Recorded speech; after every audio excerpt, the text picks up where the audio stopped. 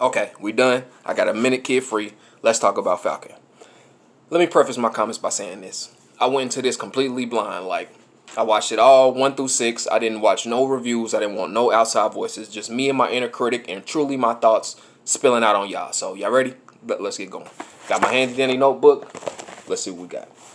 I approached this from 3 angles. From a black man in America, because that's me, obviously. The angle of I'm a Disney investor, like I own Disney stock. I'm not heavily invested, but I'm starting to know a little something. I'm starting to get invested. And from the third angle, from just as a MCU/comic book fan, like I truly love comics. So I approached this from all 3 angles because in my eyes, those 3 demographics were all 3 targets that Disney was trying to hit with this show. So with that being said, let's get it started. Episode 1. First question I got is, how is Sam doing covert military operations for the U.S. government, but he can't get a loan from the government? What the fuck? How did that work? That he tripping. I like that the way the show start, it just lets you know off top he killed somebody, so it just set the tone. It lets you know he's not Batman. He's a vet, like a military, so he'll kill your ass. So I like that. I like that. Okay. I like that. Basically the way that he was doing the work but not getting the credit as far as helping the military out with the covert operations. That was kind of like a metaphor for black people doing the ugly work in America without getting the credit, which is the history of the world. So Sam says symbols are nothing without the men and women that give them meaning, right? And I thought that was poignant. That was a good point. That was a good point, but kind of misdirected, but we'll get to that later. It's only one short Winter Soldier segment, like the whole, all 6 episodes. I don't know why they called it Falcon and Winter Soldier. They should have just called it Falcon and Bucky or some shit like that. But, okay, small nitpick. Okay, him at the bank, Sam at the bank, they tripping. Like, I'm a black business owner on my own LLC. My credit is above 750. Like, my shit cool. So, why couldn't he get a loan as a super? To me, I understand what it was and what they was trying to insinuate with it, but it could have been handled a little bit better.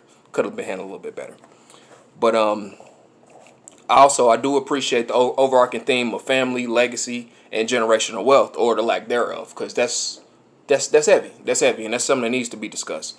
So and I also like to have at the end, the senator said, America needs someone who could be a symbol for all of us, and I like that because that just shows that was code. That's similar to the coded language that politicians use. Make America great again, shit like that. It's coded language. You know what I mean. I won't go too deep into that. Episode 2. That's all I got for episode 1. I'm just writing down the stuff that jumped out to me. Episode 2. Lamar Hoskins intro. He was bogus as hell. Hey, I might have to roast him later. Okay, the power broker and Carly storyline. We'll get to that later.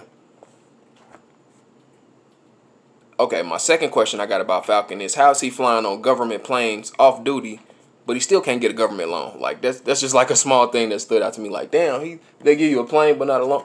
Okay, anyway, I really was interested in who wrote episode 2. I still need to look into that. The Tuskegee thing is real deep. Like, if you don't know nothing about the Tuskegee experiment, like, we're gonna get into that way later. But that's deep. That's deep. Okay, the biggest problem I had with this episode was the cop scene. The cop scene I looked at as a half measure. If you open Pandora's box about the racism, especially in 2021, about the things that black people in the USA are going through today, if you're going to open that Pandora's box and really open the door, you can't crack it. It can't be a half step. If you're going to do it, really go through with it. And I felt like they kind of played with it, and it didn't sit right with me. And I feel like it probably didn't sit right with any demographic because it was so neutral, so in the middle that it didn't pick a side, which left 2 sides unsatisfied. So that's just me. Let me see.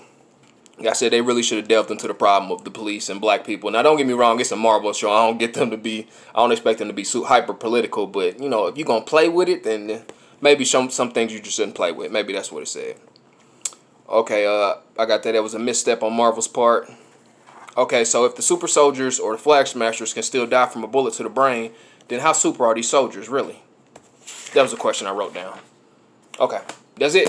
Episodes 1 through 2, that's my... You didn't like it? I liked it. It is a masterpiece, James. Complete, comprehensive. It captures the African-American experience. He's out of line, but he's right. Okay, episode 3. Let's get into it. Zemo was more comic accurate, just off top. I like that. I like comic accurate Zemo. Zemo Marvin Gaye line, I did not like. I'm going to insert a clip right there. Not a good idea. Immediately, as soon as I finished this episode, I had to jump to see who wrote this. Because the writer is the voice of the episode. The dialogue is so important. But you need to know who the source of the dialogue is. Who's the source of this voice?